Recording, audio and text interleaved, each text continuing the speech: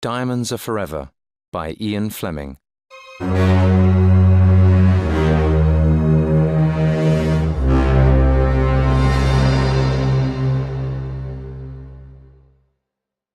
Chapter 1. The Beginning of the Pipeline. The large bush stood in the moonlight at the meeting place of 3 African countries. The man from the diamond mines had waited under the bush for nearly 2 hours. Suddenly, he heard the noise of a helicopter. He looked up and saw it coming towards him from the east. He waited. When the helicopter was just above the ground, an arm came out. A torch switched on and off, .. the Morse code for the letter A. The diamond smuggler flashed back B and C, and the helicopter came down safely. After a few moments, its engine was silent. The pilot opened the door and climbed down to the ground. The other man walked across to him. "You're late again," he said. "I had engine problems," said the pilot. "Well, if you've got it, let's have it." The man from the diamond mines reached into his shirt and took out a packet. He gave it to the pilot. The pilot dropped the packet into the pocket of his shirt. "Things are getting difficult at the mines," said the diamond smuggler. "A man has come from London. His name's Sillitoe. The Diamond Corporation has sent him. Some of my men are afraid. One day one of them is going to talk." "Do you want me to tell this to ABC?" asked the pilot. "Yes," said the other man. "They must know about Sillitoe. Our mines are losing more than £2 million a year because of smuggling. The corporation wants the government to stop it. And that means stop me." "What do you want?" asked the pilot. "More money?" "Yes," answered the diamond smuggler. 20% more." "I'll pass the message on to Dakar," said the pilot. "If they're interested, they'll send it on to London. But don't push them too hard. Already 3 men have died in the last 12 months in accidents. 2 were stealing diamonds from the packets. The other man tried to run away." For a moment, the 2 men looked silently at each other in the moonlight. Then the pilot climbed up into the helicopter. "I'll see you in a month," he said. The diamond smuggler watched the helicopter fly away to the east. With it went the diamonds, which would be sold for £100,000. His men had stolen them from the mines during the past month. The diamond smuggler got on his motorcycle and rode off towards Sierra Leone.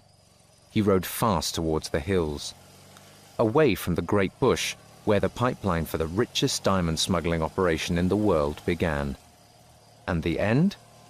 5,000 miles away, around the necks of rich women.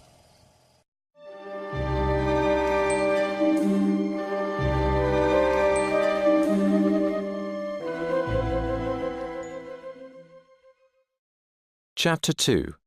James Bond, Secret Agent. Commander James Bond of the British Secret Service picked up the diamond from the desk and held it in front of the desk lamp. He was a tall, handsome man with blue eyes and dark hair. He wore an expensive dark blue suit and a white shirt. Bond looked carefully at the diamond. It was a carat, and its many colors shone brightly in the light. "It's beautiful," Bond said. M, head of the British Secret Service, moved his hand towards a pile of paper packets on the desk in front of him. He opened a packet and pushed it across to Bond. "What you're looking at is the best. A fine blue-white," he said. For the next 15 minutes, M showed Bond many different kinds of diamonds. Finally, he sat back in his chair. He looked worried. 90% of all diamond sales happen here in London," he said. "It's big business. £50 million a year. But £2 million worth of diamonds are being smuggled out of Africa every year. We think they're going to America, to American gangs of criminals. Why don't the mining companies stop it? They've tried, but they can't. And the government thinks that the problem is too big for a lot of separate mining companies, said M. There's a big packet of smuggled stones in London at the moment. They're waiting to go to America. Special Branch know the name of the carrier who's going to take them there. They also know who's going to be watching him. Why don't Special Branch or MI5 stop them? Asked Bond. Because that won't stop the smuggling, replied M. The carriers never talk, and they probably know nothing important. They get the diamonds from a man here, then hand them to another man when they get to the other side. We need to follow the pipeline to America and see where it goes over there. And the FBI won't be much help to us. It's a very small part of their fight with the big gangs. Have you heard of the House of Diamonds? Yes, said Bond. The big American jewelers. They're on West 46th Street in New York and the Rue de Rivoli in Paris. They've got a small place in London, too, said M. In Hatton Garden. They were once very big buyers at the monthly sales of the Diamond Corporation. Now they're buying less and less, but they're selling more and more. So where are they getting their diamonds? Their main man in London is Rufus B. Say. What do we know about him? Asked Bond. Not much, said M. He has lunch every day at the American Club in Piccadilly. Doesn't drink or smoke. Lives at the Savoy Hotel. So, what do you want me to do? Asked Bond. M looked at his watch. You have a meeting with Ronnie Valance at Scotland Yard in an hour. He's going to put you into the pipeline in the place of the carrier. And then? Said Bond. And then you're going to smuggle those diamonds into America, said M. You're going to be facing the Mafia and their American gangs, James, and you'll be on your own.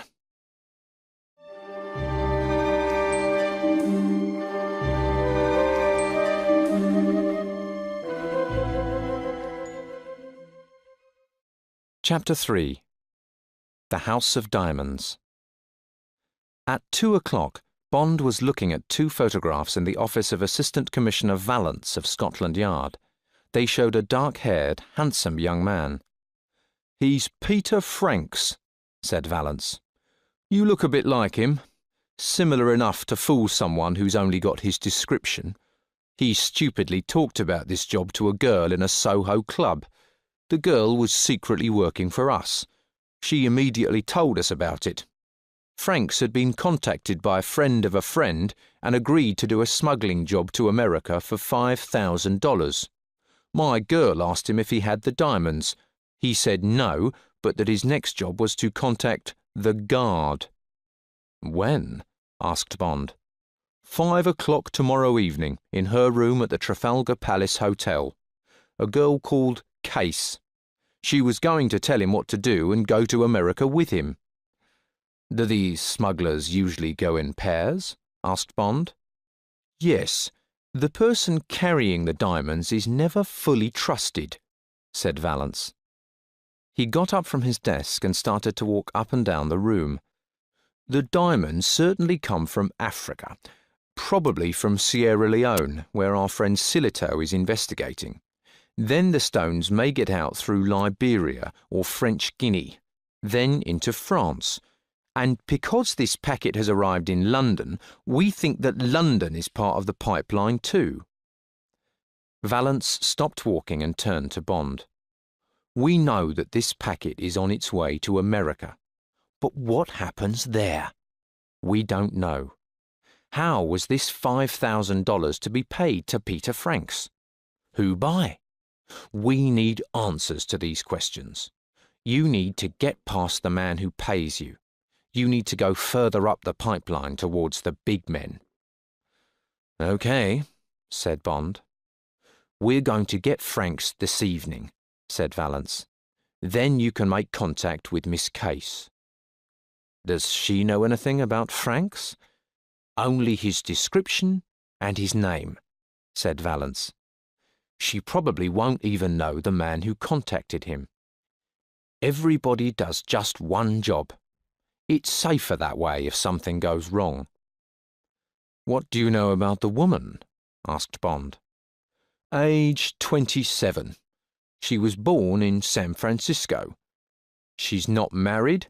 She's been over here 12 times in the last 3 years, maybe more often using a different name. She always stays at the Trafalgar Palace. The hotel detective says that she doesn't go out much. She never stays more than 2 weeks. You'll need to have a good story about why you're doing this job. Bond thought for a moment. What about this House of Diamonds? I checked on Say, said Vallance. American, age 45, diamond merchant.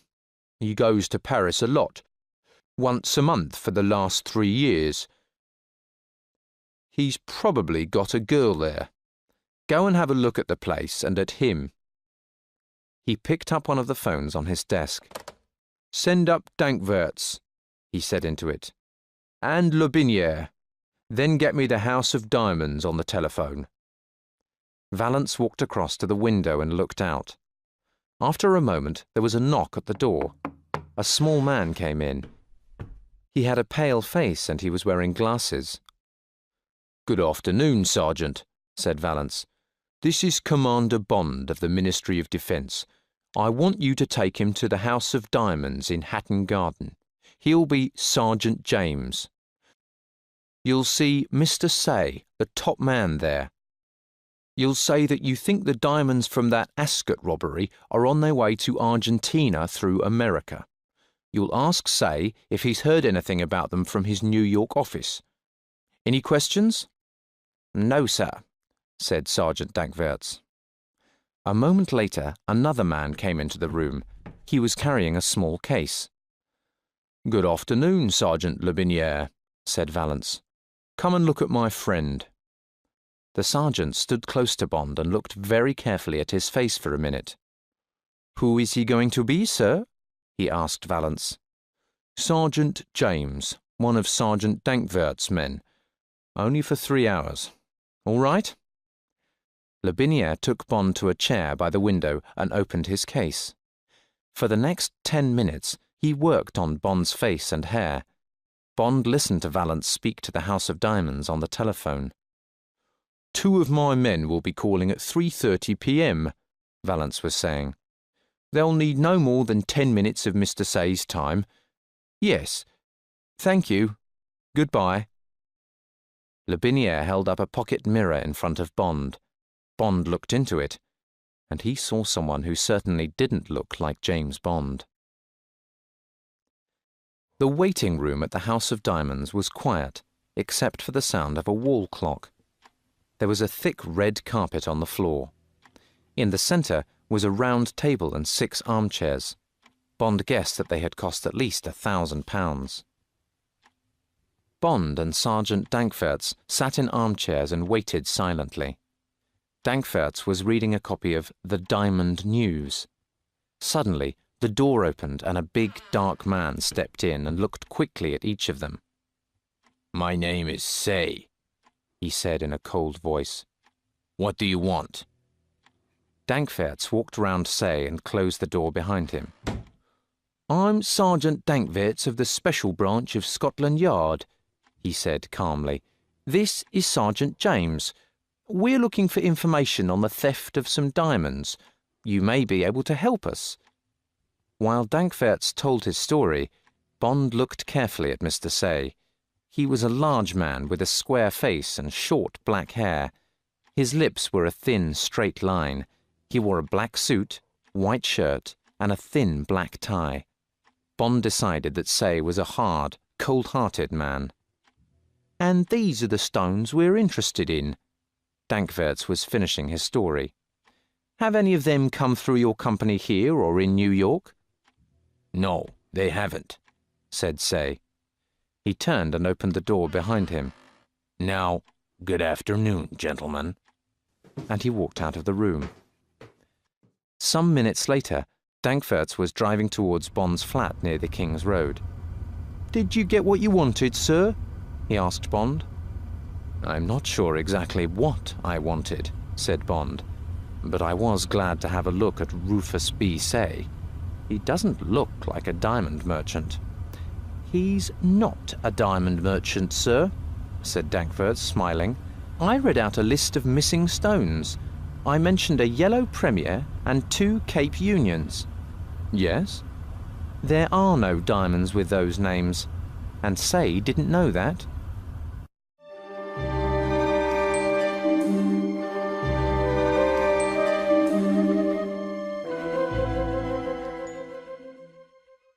Chapter 4.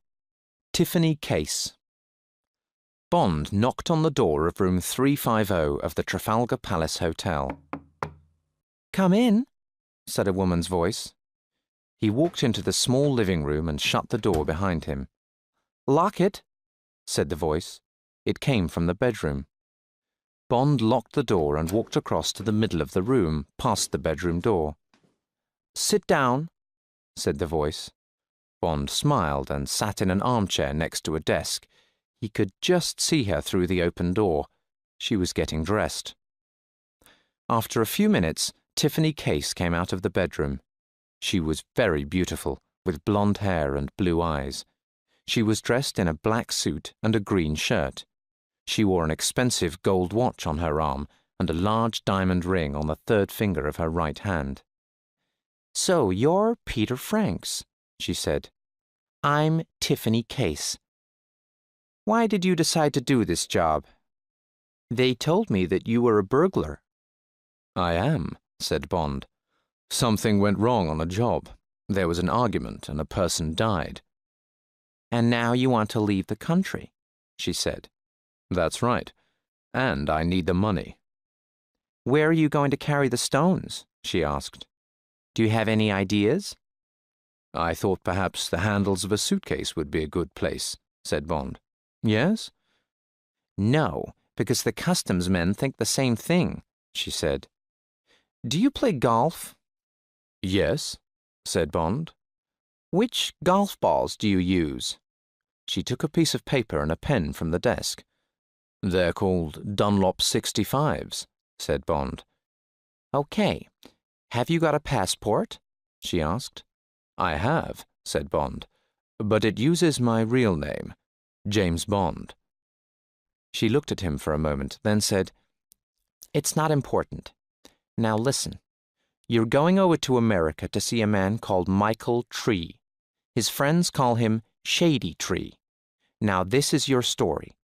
He's an American friend of yours, and you met him in Europe. Okay?" "Okay," said Bond. "You'll stay at the Astor Hotel in New York." She walked to the desk and opened a drawer. She took out a small packet and gave it to Bond. "There's about £500 in there," she said. "Get a room here in London at the Ritz Hotel. Buy a good used suitcase and pack your golfing holiday clothes. Get your golf clubs, then buy a ticket for the Thursday evening Monarch flight to New York. A car will come for you at 6:30 on Thursday evening. The driver will give you the golf balls." "All right," said Bond. "Don't think you can trick us and take the diamonds. The driver will stay with you until your bags go on the plane, and I'll be at London Airport." "What happens in New York?" asked Bond. "Another driver will meet you and tell you what to do next. If anything goes wrong at customs, you know nothing." "Could we meet in New York?" said Bond, smiling. He liked this girl, and she could help him to get further up the pipeline. She looked at him, then looked away. "Well, I suppose we could have dinner Friday night, if the job goes okay. Meet me at 8 o'clock at the 21 Club on 52nd Street. Now I've got things to do." She walked towards the door. Bond followed her. "You'll be all right," she said. "Just stay away from me on the plane." She opened the door and Bond walked out of the room. "See you at the 21 Club," he said. She closed the door behind him and waited to hear his footsteps go away. 20 minutes later, Tiffany Case walked into Charing Cross railway station. She went to one of the telephone boxes and dialed a number. After the usual 2 rings, she heard the click of the automatic recorder taking the call. For 20 seconds, she heard nothing. Then the voice of her boss, who she did not know, said, "Speak." She spoke quickly. "Case to ABC. The carrier's real name is James Bond. He'll use that name on his passport. He plays golf and will carry golf clubs. I suggest we use golf balls. He uses Dunlop 65s. I'll call again later this evening." She put down the phone. In a rented room somewhere in London, the recorder stopped. A door opened and closed. Footsteps went softly down some stairs and out into an unknown street and away.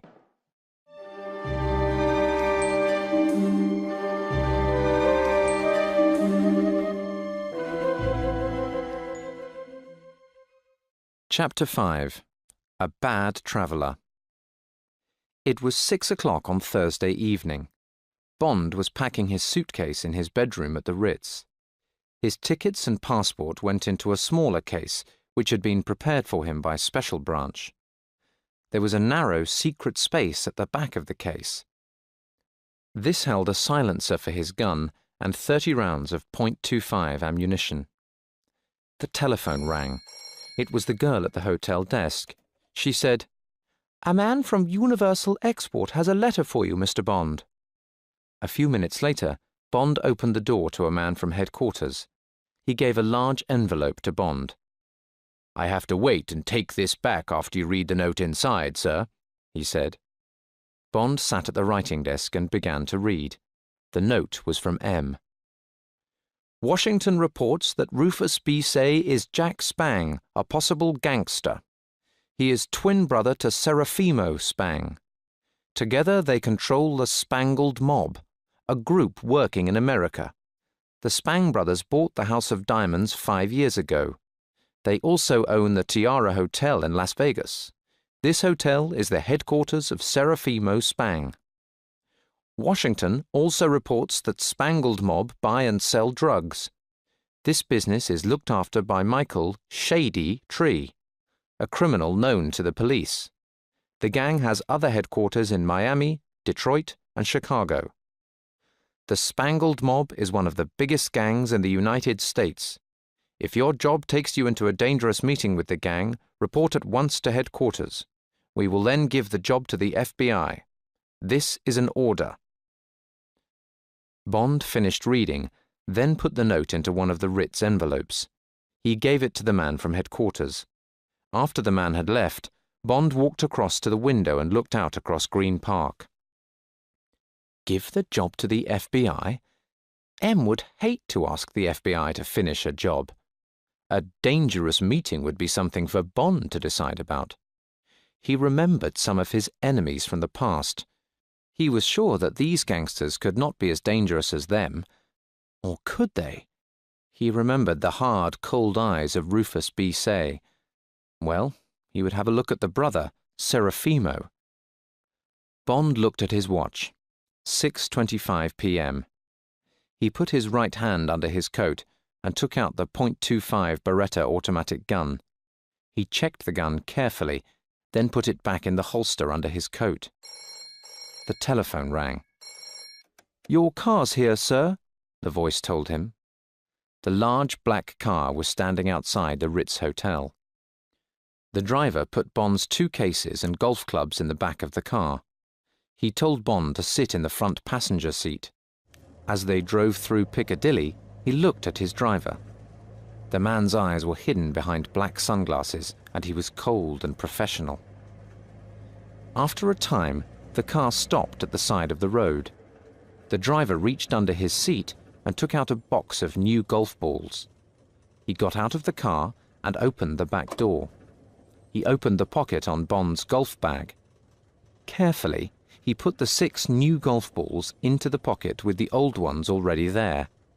Then he climbed back into the front seat, and they drove on. At London Airport, Bond's bags went through customs without problems. Tiffany Case came into the departure lounge a few minutes after Bond. There were about 40 other passengers, but there was nobody that Bond recognized except Tiffany Case. He looked round. Were two of the passengers watching him? They looked like American businessmen. One of them was a young man with white hair. The other was fat and had a pale face. Bond heard them ask for double brandies at the bar. The fat man took some pills from his pocket and put one into his mouth. Then he drank some brandy. He had a small case with some writing printed on it. It said, "Mr. W. Winter, my blood group is F." A bad traveller, thought Bond. He slept through most of the flight.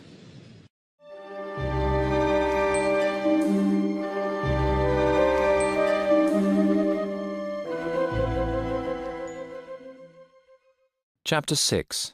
Shady Tree. Bond and his bags went through customs easily at New York's Idlewild Airport. A porter took his suitcase and golf clubs and followed him through the airport. Bond was near the exit doors when he heard his name. "Mr. Bond, I have a car for you." Bond turned to see a tall man with a narrow face and mean-looking eyes. They walked outside into the hot early morning sun. Bond saw something square in the man's trouser pocket. It was about the size and shape of a small gun. The car was a black Oldsmobile sedan. Bond climbed into the front seat. He did not wait to be told where to sit. The porter put his suitcase and golf bag in the back. They drove through the traffic to Manhattan. The car stopped in West 46th Street, the Diamond District of New York. They were outside a smart-looking shop with the name House of Diamonds above the door. Bond took his small case and reached for the golf clubs. "I'll take those," said the driver. "You take the suitcase." Bond followed the driver to a small door at the side of the shop. Inside was a man in a porter's room. "Can we leave the bags with you?" the driver asked him. "Sure," said the man. "They'll be okay here." The driver waited for Bond to get into the lift. The driver carried the golf bag over his shoulder, and they went up to the 4th floor in silence. The driver knocked on a door opposite the lift and opened it. Bond followed him inside. A man with bright red hair and a big moon-shaped face was sitting at a desk. He stood up as they came in. He was a hunchback. He walked slowly round Bond, then stood in front of him and looked up into his face. Bond looked calmly back at the hunchback, seeing the big ears, the half-open mouth, and the short, strong arms. The hunchback's voice was sharp and high. "London tells me that you have killed a man, Mr. Bond. I believe them. Would you like to do more work for us?" "Perhaps," answered Bond. "How much do you pay?" The hunchback laughed, then turned to the driver. "Rocky, get those balls out of the bag and cut them open." He quickly shook his arm and a knife appeared from the arm of his coat and dropped into his hand. A throwing knife, thought Bond, and he's fast. The hunchback sat down behind his desk again. Rocky took the knife and put the 6 new golf balls on the desk. He cut one of them open and put it on the desk. The hunchback took out 3 uncut diamonds. The driver went on with his work until Bond had counted 18 stones on the desk. If the stones were good quality, they could be sold for about £100,000 after cutting. "Okay, Rocky," said the hunchback. "Take the golf clubs and this man's bags to the Astor Hotel. He's staying there. Send them up to his room." After the driver had left, Bond sat in a chair opposite the hunchback. He lit a cigarette. "Now, if you are happy, I'd like my $5,000, Bond said. The hunchback slowly moved the diamonds in front of him into a circle. He looked up at Bond. "You will be paid," he said, "and you may get more than $5,000, but you'll get the money yourself because it's safer. It is very dangerous for a man to suddenly have a lot of money. He talks about it and spends it without being careful. Then the police catch him and ask him where it all came from. He hasn't got an answer. Right? Okay, said Bond. How do I get the $5,000? I'll tell you a story, said the hunchback. Today you met your friend Mr. Tree. That's me. You knew me in England in 1945, just after the war, okay? Okay, said Bond. I owed you money for a card game that we had at the Savoy Hotel in London, right? When we met today, I paid you, so now you have $1,000. Here's the money. The hunchback took 10 $100 notes from his pocket and pushed them across the desk. Bond put them in his coat pocket. You decide to go and see some horse racing in Saratoga, continued the hunchback. You put a bet on a horse and win another $4,000. Now you have $5,000. Now if anybody asks, where did it come from, you have answers. Maybe the horse will lose the race, said Bond. It won't, the hunchback smiled. Good, said Bond. I'd like to stay away from England for a while. Do you need any extra help? The hunchback looked silently at Bond. Maybe, he said after a few moments. Phone me after the race. This is my number. Write it down. Wisconsin 73697. And write this down, too. 4th race on Tuesday. The Perpetuity Stakes. Put your bet on Shy Smile to win. He's a big horse with a white face and white feet.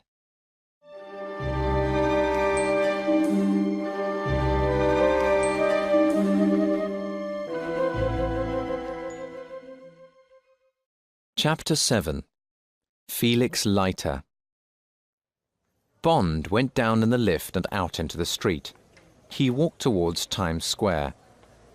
After a few minutes, Bond became sure that someone was following him. He looked back, but there was nobody suddenly moving into a shop. Nobody quickly putting up a newspaper to hide their face. Bond turned right into the Avenue of Americas and stopped inside the entrance of the first shop he saw. Suddenly, he felt something hard holding his right arm, and a voice said, "Relax, Mr. Bond. Don't move, or you'll have bullets for lunch." He felt something hard push into his side. Had he heard this voice before? He looked down to see a metal hook holding his right arm. Moving fast, Bond tried to hit the man behind him, but the man caught his arm and stopped him. Then came a laugh and a voice said, "Sorry, James, you're caught." Bond turned to see the smiling face of Felix Leiter.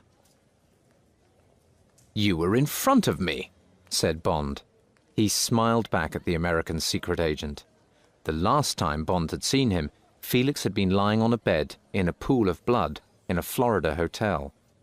"What are you doing here?" said Bond. "Come on, you can buy me lunch and tell me." "Okay," said Leiter. He put his metal hook into the right-hand pocket of his coat and took Bond's arm with his left hand. "Let's go to Sardi's. It's across the street." They went upstairs in the famous Actors and Writers restaurant. Leiter walked slowly and with some difficulty. Bond saw that his right arm and left leg were false, and there were small marks above his right eye. The waiter came and Leiter ordered a dry martini for Bond. Bond smiled. Leiter had remembered his favorite drink. Leiter's smile was warm, but his eyes were watching Bond carefully. "Tell me, what's your business with Shady Tree?" Bond drank his martini and lit a cigarette. "You tell me something first, Felix," he said. "Are you still working for the CIA?"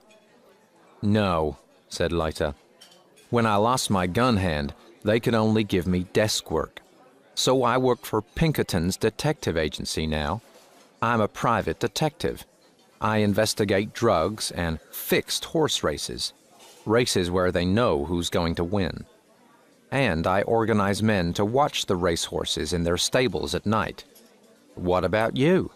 Are you still with the same people? That's right, said Bond. On a job for them now? Yes. In secret? Yes. Leiter looked unhappy. If it's about the Spangled Gang, you're crazy to be working alone.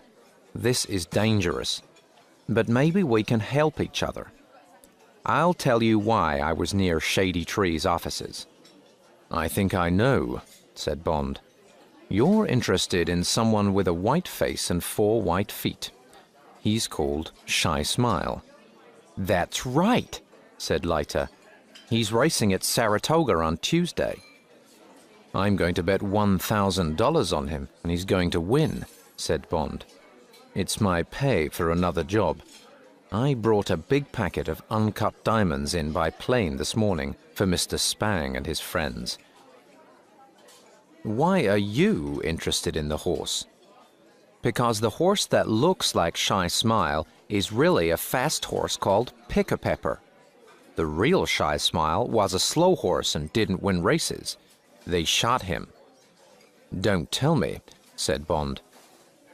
Pick-a-Pepper's also got a white face and 4 white feet. Right, said Leiter. And they've done a good job with any other small differences. They started planning this more than a year ago. They're going to make a lot of money. It's a very big race. What are you going to do about it? Asked Bond. I don't know. I need to think about it, said Leiter. Let's drive to Saratoga together on Sunday. We can both stay at a quiet place I know, the Sagamore Motel, and meet in the evenings. Good idea, said Bond. Now let's order some lunch and I'll tell you my story. He finished the story when they were drinking coffee. And we think that the Spangs are smuggling the diamonds, and that the House of Diamonds is selling them. I don't know much about Jack Spang, said Leiter, but I've heard about Tiffany Case. Her mother owned a cheap hotel in San Francisco. One day she decided not to pay money to the local gangsters. Some nights later, they arrived and broke doors, furniture, and everything else in the place. Then they attacked Tiffany. It was bad. She was only 16 years old. That's terrible, said Bond angrily. Next day, she ran away. She had several jobs, dancer, waitress, until she was about 20. Then she moved to Florida and started drinking too much alcohol. One day, a boy fell into the sea, and Tiffany jumped in and saved him. Her name was in the newspapers. Some rich woman gave her somewhere to live and helped her to stop drinking. She took Tiffany around the world, but Tiffany left her when they got to San Francisco. She went to live with her mother for a short time, then moved down to Reno. She met Serafimo there, and he gave her a job at the Tiara Casino in Las Vegas. She's been there for the last year or two. She goes to Europe in between, I suppose. I like her, said Bond. He looked at his watch. I need some sleep. I'm staying at the Astor Hotel. Where shall we meet on Sunday morning? Outside the Plaza Hotel at 9 o'clock, said Leiter. You've got a dangerous job, James. Be careful. All American gangsters are bad, but these Spangled boys are some of the worst.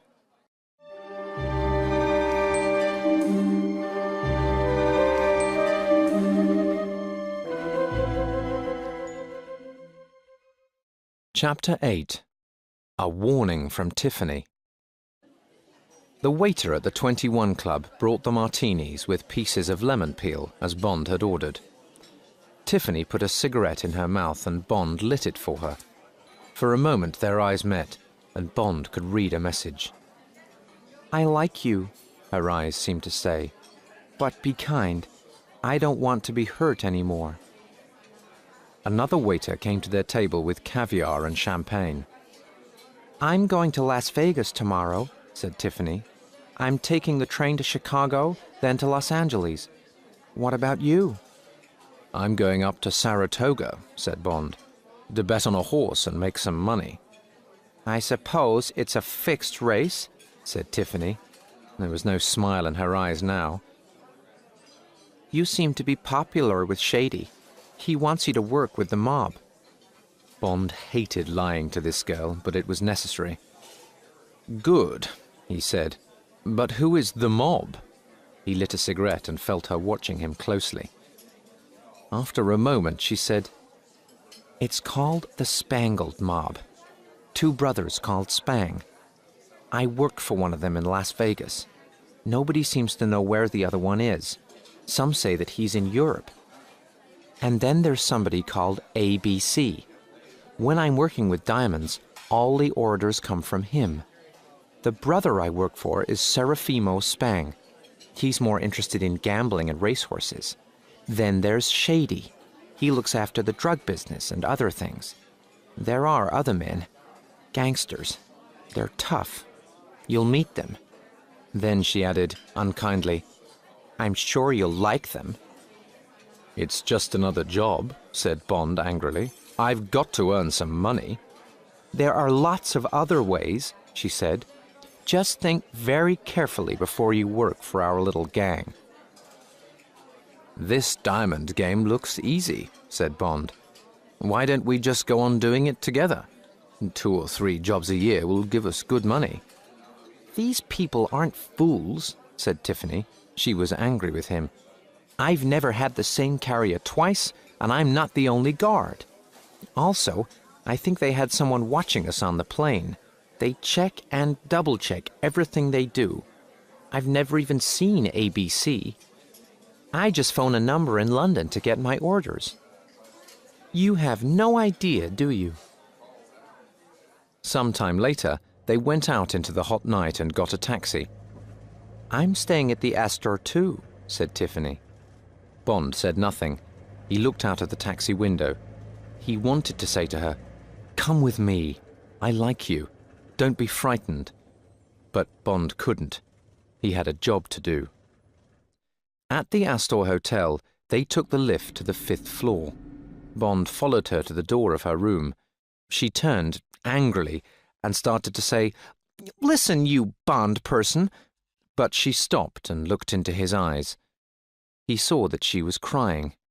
Suddenly, she put her arms round him and her face next to his. Look after yourself, James, she said. I don't want to lose you. She kissed him long and hard on the lips. Then she turned quickly and went into her room and shut the door behind her.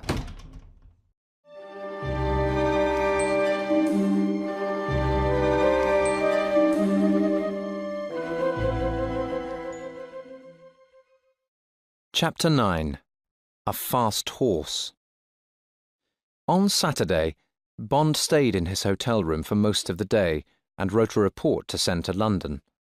The diamond pipeline began somewhere near Jack Spang, also known as Rufus B. Say. It ended with Serafimo Spang. The stones came to Shady Tree.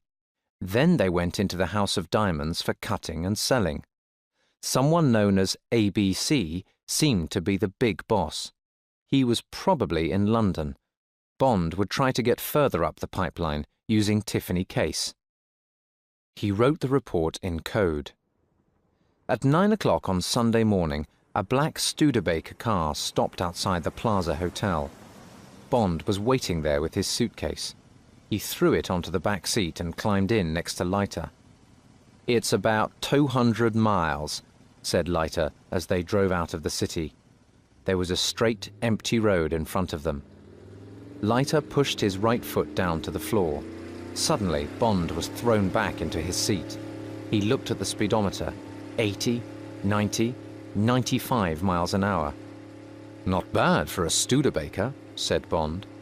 Leiter looked at Bond and smiled. This isn't a normal Studebaker. At 12:30 they found a place to stop for lunch. Leiter told Bond about Saratoga. It's a spa town, he said. For 11 months of the year it's very quiet. People sometimes come to go in the waters or to have mud baths, but that's all. Then for 1 month, August, It goes crazy. It's probably the best race meeting in America, and the place is full of rich people. A lot of the racehorse owners are gangsters, like the Spangs. Sometimes they fix a race. The Spangs hope to get $50,000 from the Shy Smile race. They finished their lunch and drove on. Bond slept for a short time. When he opened his eyes, they were entering Saratoga. There seemed to be horses everywhere.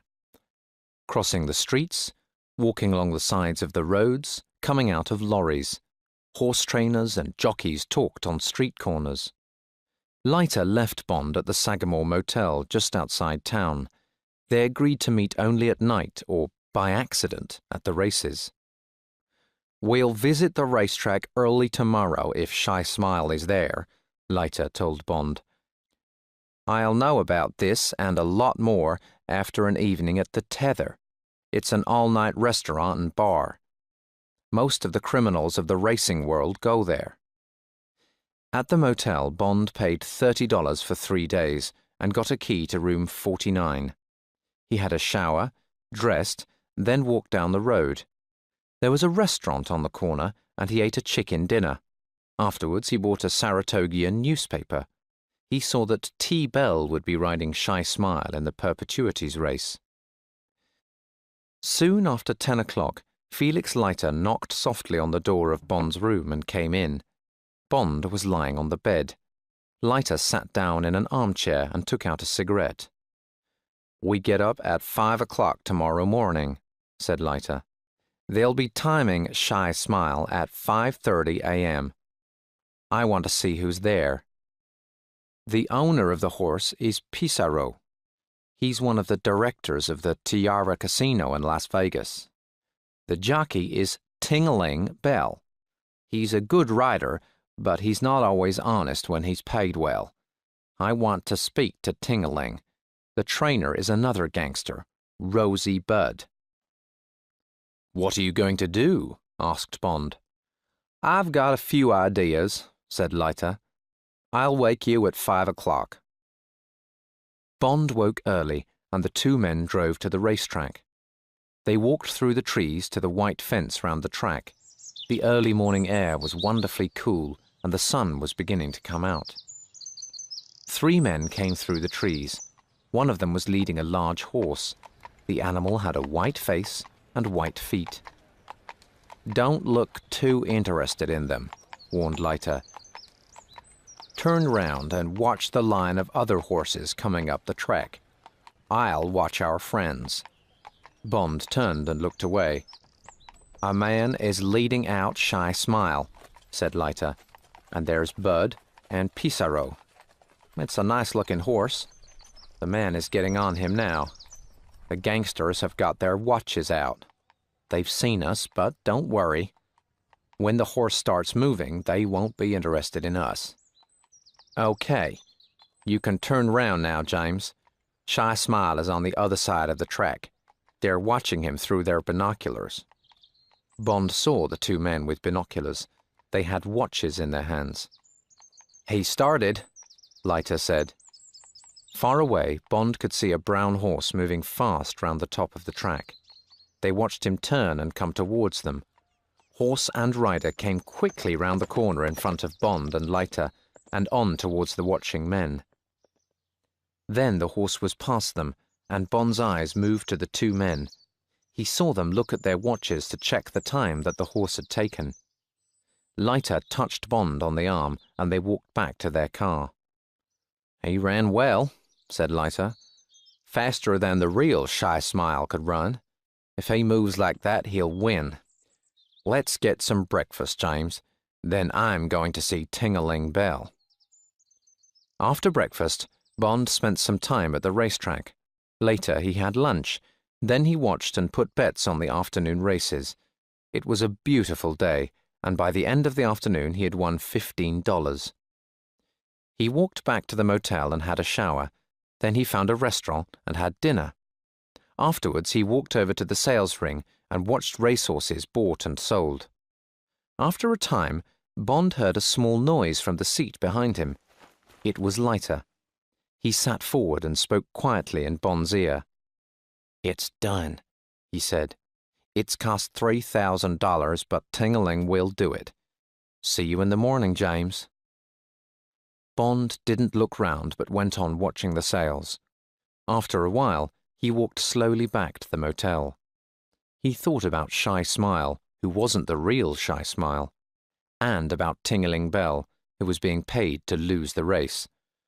He's playing a very dangerous game, thought Bond.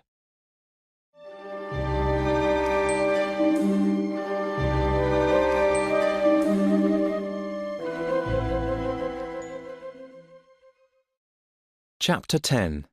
The Race. Bond sat high up in the grandstand and watched Shy Smile's owner through binoculars. Pissarro was at a table in the grandstand restaurant, not far below Bond. Rosie Budd sat opposite him. There was half an hour to wait before the Perpetuities race started. Shy Smile was horse number 10. He was the bottom horse in the betting. The two favourites to win were Come Again and Pray Action. Bond put down his binoculars and remembered what Leiter had told him earlier that day. Leiter had gone to see Bell and had told him that he was a private detective. "I know about Shy Smile, who is really Pick-a-Pepper," Leiter had said to Bell. "If you win, I'll tell everyone what really happened. You'll never ride a racehorse again, Ting-a-ling. Or you can win the race but be disqualified. Knock into the horse nearest to you and stop him winning. Do that, and I'll give you $1,000 now and another $2,000 after the race." A frightened Bell had agreed, but he wanted the $2,000 to be given to him at the Acme Mud and Sulphur Baths. He went there every evening after the races at 6 o'clock. Bond had the $2,000 in his pocket. If Shy Smile got disqualified and lost the race, he would go to the Acme Baths at 6 o'clock and meet Bell. When it was time, the horses came down to the starting place. First came number 1, Come Again, a big black horse. Then came Pray Action, a fast-looking grey horse. The big brown horse with a white face and white feet was behind all the other horses. A nervous-looking Ting-a-ling Bell sat on his back. The horses came to the starting gate, and Bond watched the race through binoculars. A bell sounded, and they moved quickly away. Shy Smile number 10 was close to the fence. Horse number 5 was just in front. Come Again and Pray Action came along next to him. Shy Smile was behind them. Round the corner, and now Come Again was at the front, and Shy Smile was fourth. Down the long straight part of the racecourse, and Shy Smile and Pray Action rushed past number 5. Shy Smile was almost next to the front horse. Now Pray Action and Shy Smile were side by side, together, moving quickly away from the others, coming to the last corner, racing towards the finish. There was a camera filming the race. Bond stopped breathing. Now, he thought. Do it now. Pray Action was nearest the white fence. Ting-a-ling Bell moved Shy Smile nearer to him. Ting-a-ling looked away so that he could not see the grey horse next to him. Suddenly, Shy Smile's head hit Pray Action's head. He pushed Pray Action towards the fence. Pray Action's jockey stood up and had to slow his horse down. Angry shouts came from the crowd. Now Shy Smile was in front, going faster, faster. Moments later, Ting-a-ling Bell took him past the finishing post. He had won. Or had he? Very clever riding, Ting-a-ling, thought Bond.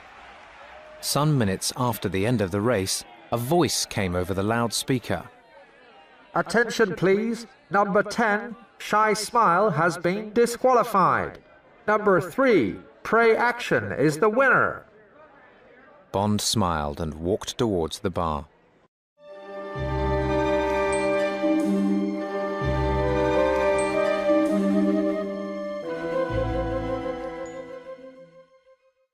Chapter 11.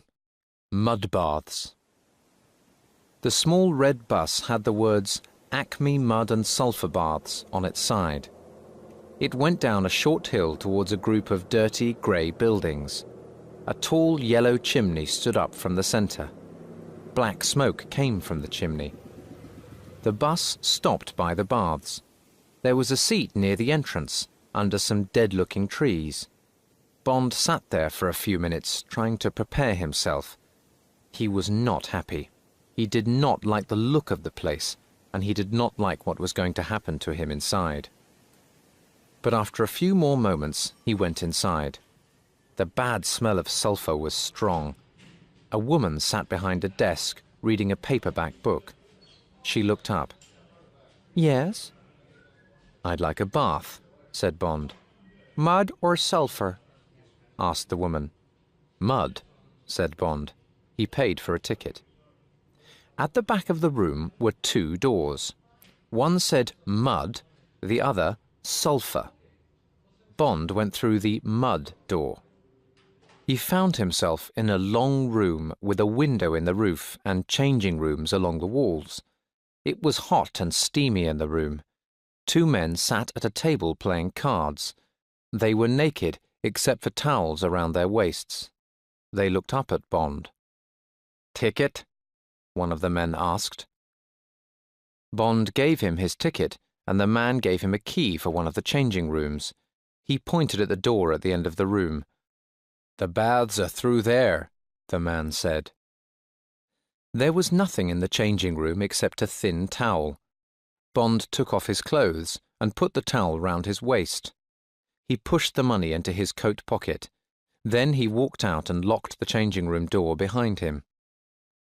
He went through the door at the end of the room. A large black man with no hair met him on the other side. "Follow me," said the black man.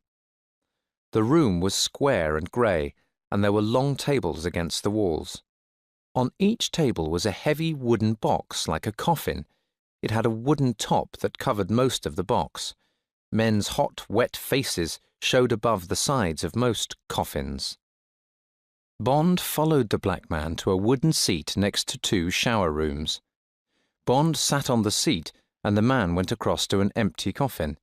He put a sheet into it. Next, he went to the middle of the room and got two buckets. They were filled with hot brown mud. He poured mud into the empty coffin until the bottom was full. He left it to cool and went to a bath full of ice. From this he took several wet towels, then walked round the room.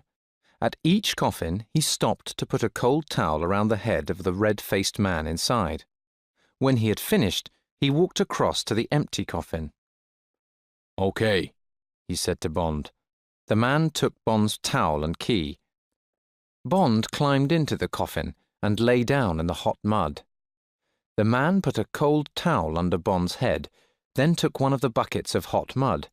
He put the mud all over Bond's body. When he had finished, only Bond's face and a very small part of his body round his heart was white. The man then pulled the sheet round Bond until Bond could only move his fingers and his head. He felt like a trapped animal. 20 minutes, the man said to Bond. He closed the lid. It was 6 o'clock. Bond was uncomfortable and hot. At 3 minutes past 6, the door opened and Ting-a-ling Bell came into the room. The black man came across and put a towel around Bond's head. It felt wonderfully cold. The jockey climbed into a coffin in front of Bond. The black man covered him in mud and put the sheet round him. Then he shut the lid over Ting-a-ling's body. Bond closed his eyes. How was he going to give Ting-a-ling the money? In the changing room after the bath? On the way out? In the bus? "Okay, nobody move." It was a hard, frightening voice and came from the doorway. Bond opened his eyes. The door to the room was open and a man stood by it. Another man walked quickly into the middle of the room. They both carried guns and had black hoods over their heads. There were holes cut in the hoods for their eyes and mouths. Where's the jockey? The man in the middle of the room asked. He moved across the room and hit the black man with his gun. The black man, afraid, pointed. The man with the gun walked towards Tingaling. When he went past Bond, he stopped and looked for a few seconds. Then he moved over to the jockey. "Hello, Tingaling," he said coldly. What's wrong? The jockey's voice was high and frightened. "Wrong?" said the man with the gun. "Maybe you've never heard of a horse called Shy Smile. Maybe you weren't there when he was disqualified this afternoon." The jockey started to cry softly. It wasn't my fault, boss. It was an accident. "My friends think that it wasn't an accident." The man put the gun to the jockey's head. "They found $1,000 hidden in your room. Where did it come from?"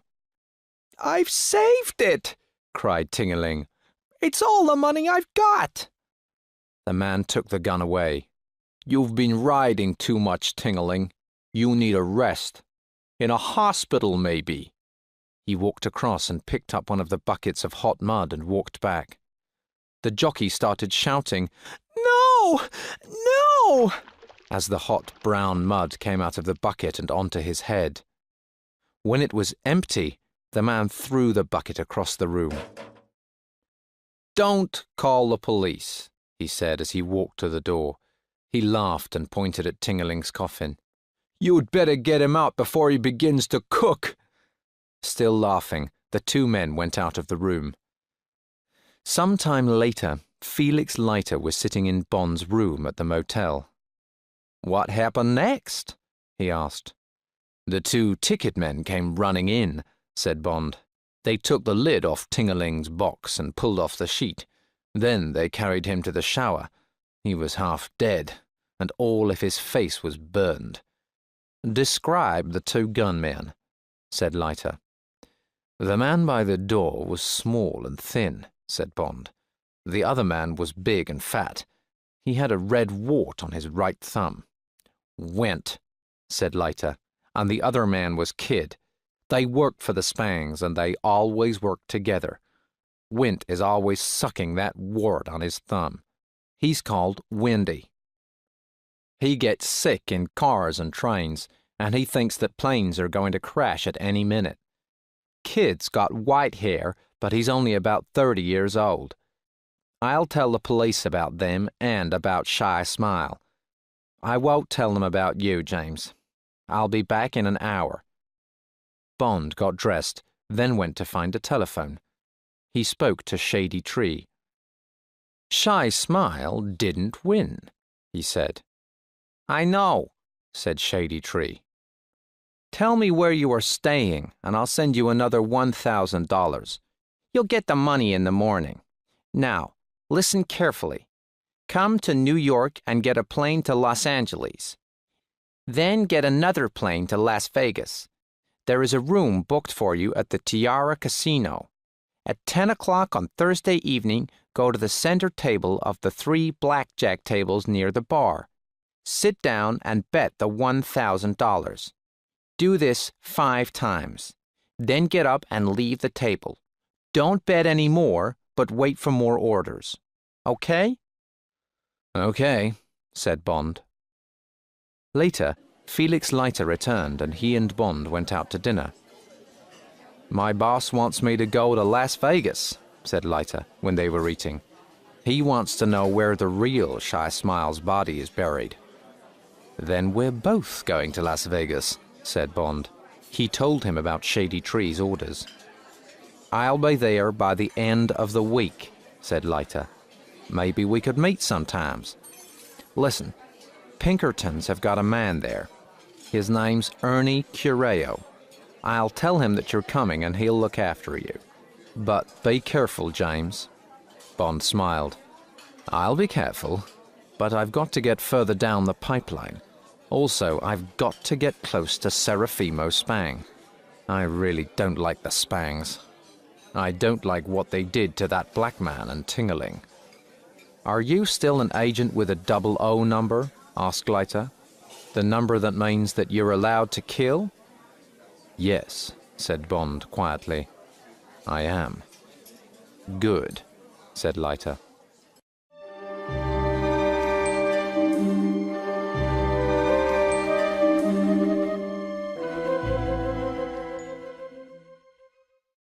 Chapter 12. Las Vegas. Bond came out of the airport building at Las Vegas. A voice said, "Are you going to the Tiara?"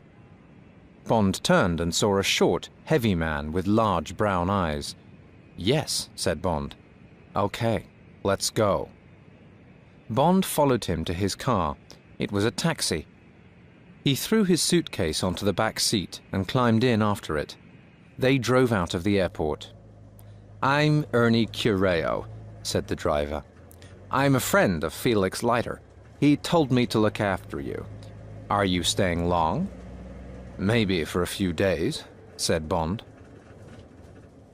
After driving for some time, the wide road went on through lines of colored lights and signs until they were in downtown Las Vegas. The sun was uncomfortably hot. "We're coming into the famous Strip now," said Cureo after a minute or two. "Here are all the big hotels and casinos. That's the Flamingo, and that's the Sands. And here's the Desert Inn and the Sahara. Over there is the Thunderbird, and across the road is the Tiara." He slowed down and stopped outside the Spang Hotel. "I guess you know all about Mr. Spang," said Cureo. "I know a little," said Bond. "You can tell me the rest another time." "Okay," said Cureo. "I'm sure you'll be safe on your first night." Bond had lunch next to the Tiara's big swimming pool, then went to his room. It was very comfortable, with expensive furniture, a radio and a television. He slept for 4 hours. During this time, a secret wire recorder under the table next to the bed recorded complete silence. When Bond woke up, it was 7 o'clock. The wire recorder heard him phone the hotel desk. "I want to speak to Miss Tiffany Case." A pause, then, "All right, please tell her that Mr. James Bond called." The recorder heard him move about the room. It heard the noise of the shower, and at 7:30 p.m., it heard the noise of the key in the lock when he went out and shut the door. Half an hour later, the recorder heard a knock on the door. A man wearing a waiter's uniform came into the room with a bowl of fruit. There was a note with it. From the hotel manager. The man walked quickly to the table by the bed and removed the wire from the recorder. He put a new wire in the machine. Then he put the fruit on the table and went out and closed the door. For several hours after that, the wire recorder heard nothing. Bond sat in the Tiara bar and slowly drank a martini. "Has Mr. Spang been in tonight?" he asked the barman. "I haven't seen him," said the barman. "He usually comes in about 11 o'clock. Bond walked across to the blackjack tables. He stopped at the center table, the table where he was going to sit at 10 o'clock. It was now 8:30. 8 players sat round the table opposite the dealer. The dealer was about 40 years old. He dealt 2 cards into the 8 numbered spaces on the table in front of the bets. The bets were mostly 5 or 10 silver dollars, or counters worth $20. Nobody spoke. The waitresses moved around in the space inside the circle of tables. From this space, 2 tough-looking men with guns at their waists watched the tables and players carefully. Bond watched the game for a short time, then walked to the Opal Room restaurant. He sat at a corner table and ordered a steak and a martini. Then he ate his dinner and thought about the rest of the evening. He was becoming bored with this job, and he did not like taking orders from a cheap gangster or trying to please Mr. Spang. Just before 10 o'clock, he walked into the casino. "There are 2 ways of doing this job," he thought. "Sit and wait for something to happen, or make something happen."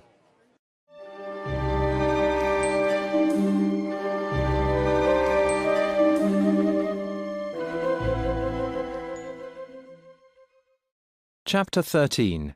An Interesting Evening.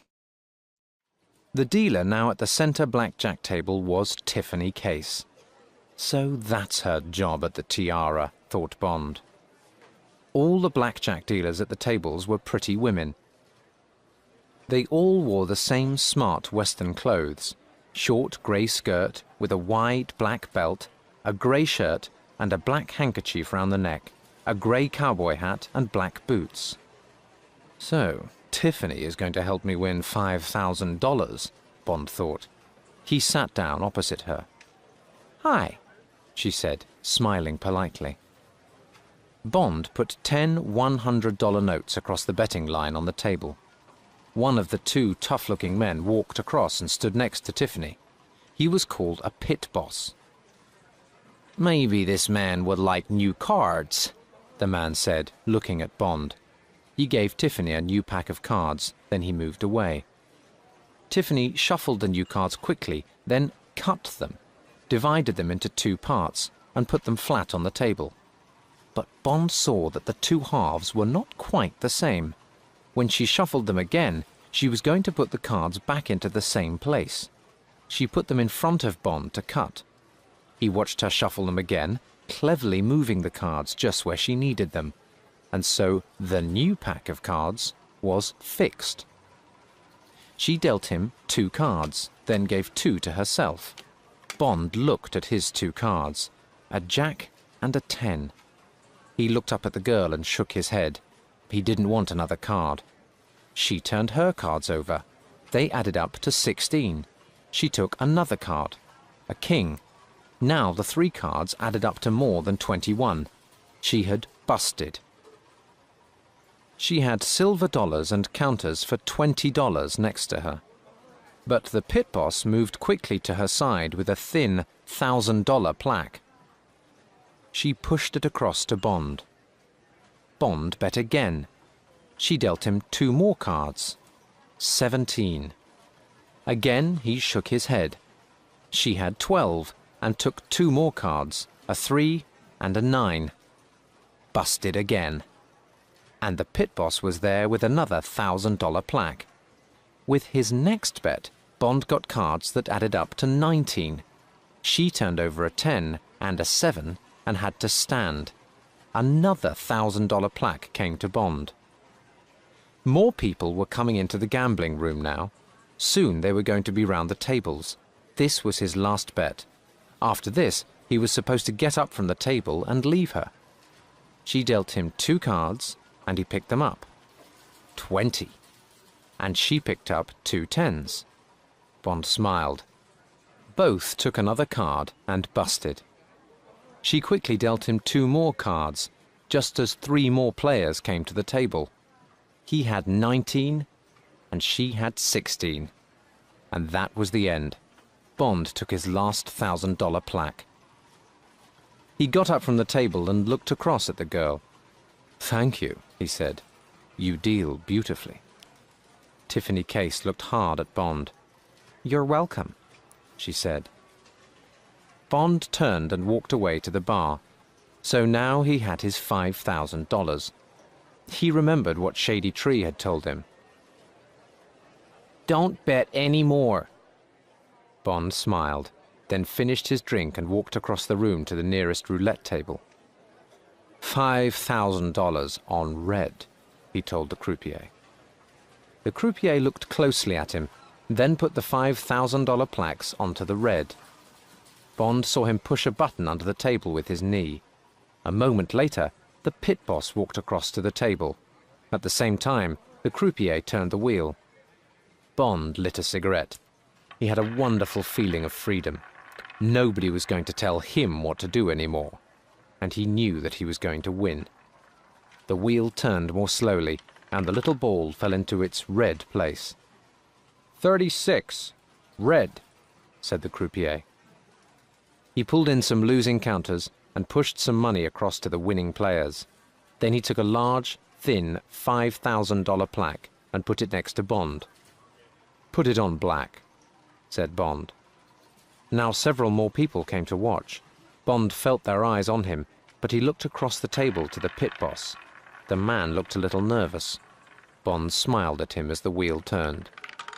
"17, black," said the croupier. There were noises of excitement from the watching crowd. They watched the croupier push the big plaque in front of Bond. Now there was another man standing next to the pit boss. He was a big, square-shaped man, and he was looking at Bond with hard, bright eyes. It was Serafimo Spang. He looked a little like his brother in London. Now for the last throw, thought Bond, and then I'm leaving here with $20,000 of Spang money. He looked across at his employer. Spang's eyes were still watching him. "Red," said Bond. He gave the $5,000 plaque to the croupier. The wheel turned. The little ball fell into its place. "5, red," said the croupier, and there were more noises of excitement from the people around the table. "I'll take my money," said Bond. "Thanks." Bond put the 4 plaques in his pocket and moved through the crowd. He walked across to the cashier's desk. 3 notes of 5,000 and 5 of 1s, he said to the man. The cashier took Bond's 4 plaques and gave him the money. Bond went to the hotel desk and asked for an airmail envelope. Then he moved to a writing desk next to the wall. He put the 3 large notes in the envelope and wrote on the front, "The Managing Director, Universal Export, Regent's Park, London NW1, England." Then he bought stamps at the desk and put the envelope into the US mailbox. He hoped it would be safe. He looked at his watch. 5 minutes to midnight. He looked round the room for the last time. There was a new dealer at Tiffany Case's table, and Mr. Spang was not there anymore. Bond walked back to his room and locked the door. It had been an interesting evening.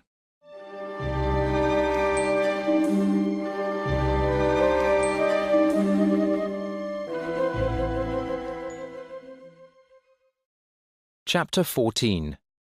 Gunfights. For most of the next day, Bond waited at the hotel for something to happen. When he got tired of waiting, he phoned Ernie Cureo. "Let's meet for a talk," he said.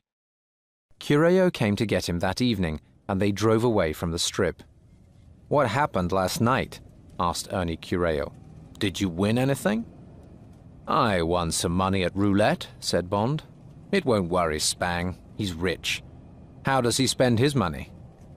"He's crazy about the Old West," said Cureo. "He bought himself a ghost town out on Highway 95. It's called Spectreville. It has a Western saloon bar, a hotel, and even an old railway station. And Spang bought one of the old trains. He keeps it in the station at Spectreville. At weekends, he takes his friends for a ride to Rhyolite. It's another ghost town, about 50 miles away. It gets lots of visitors." "That's why I haven't heard from Spang or his friends all day," thought Bond. "It's Friday, so they'll be out playing trains." After some minutes, Cureo said, "We're being followed, front and back. Do you see that black Chevrolet in front with the 2 men? They've got 2 driving mirrors and they're watching us. Behind us is a little red Jaguar. 2 more men with golf clubs on the back seat. They belong to the Detroit Purple Gang, and they don't play golf. I'll try and lose them." Bond took a $1,000 note from his pocket and pushed it into Cureo's shirt pocket. "That's for any damage to your car." "Okay, Ernie. Let's see what you can do." He took his Beretta out of its holster and held it in his hand. "This is what I've been waiting for," he thought. It was a straight road with not much traffic. Ahead, the tops of the mountains were yellow in the evening sun.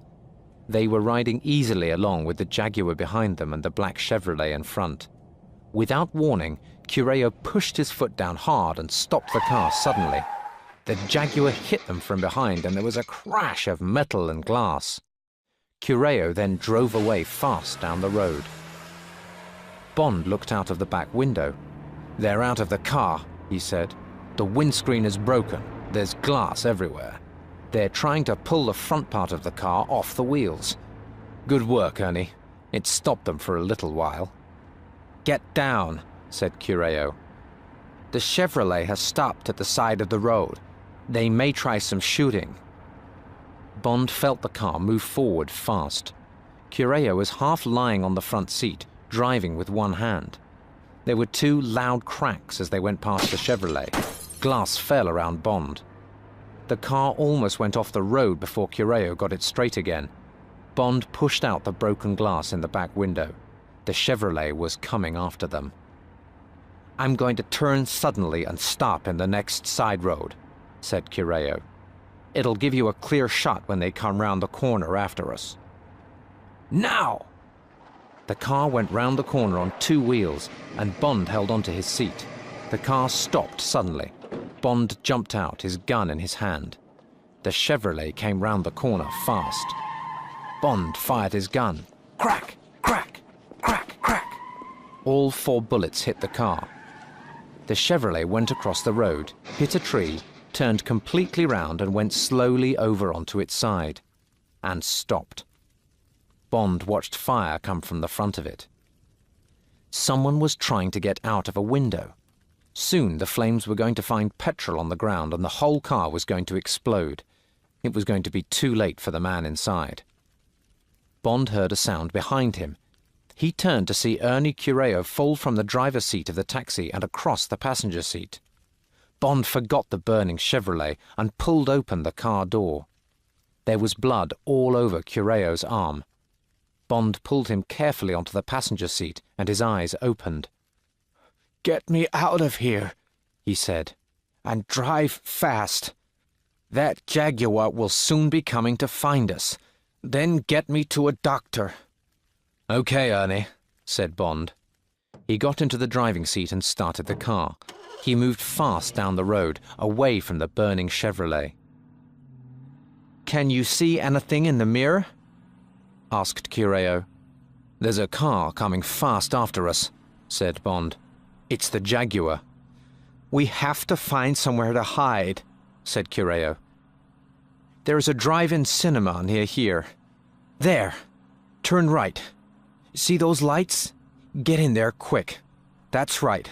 Between those cars. Turn off your lights. Stop." The taxi stopped in the back line of 6 rows of cars. They looked towards a large cinema screen. A man was saying something to a woman on the screen. 2 more cars drove in and stopped. Neither of them was the Jaguar. A girl came up to the taxi. "That's $1, please," she said. She connected a loudspeaker to a metal post next to the car. Then she hung the speaker inside the window next to Bond. The voices of the man and woman on the screen filled the car. The girl moved away to the next car. "Turn the sound off," said Cureo. He spoke with difficulty. "Watch the entrance. We'll wait a little while, then you can get me to a doctor." Bond found a switch and the voices stopped. He looked out into the darkness towards the entrance, but could see nothing. Suddenly, a dark shape came up from the ground and a gun was pointing at Bond's face. Then a voice from outside Ernie Cureo's side of the car whispered, "Okay, boys, don't do anything stupid." Bond looked at the face next to him. "Get out, or we'll shoot your friend," the man told him. "You and the 2 of us are going for a drive." Bond turned and saw the gun pushed into Cureo's neck. "I'll go with them, Ernie," he said. "I'll soon be back to get you to a doctor." "Sorry, friend," said Cureo in a tired voice. "I think—" There was a soft noise as the gun hit him behind the ear. He fell forward and was silent. Bond stepped slowly out of the car, and the 3 men walked towards the entrance.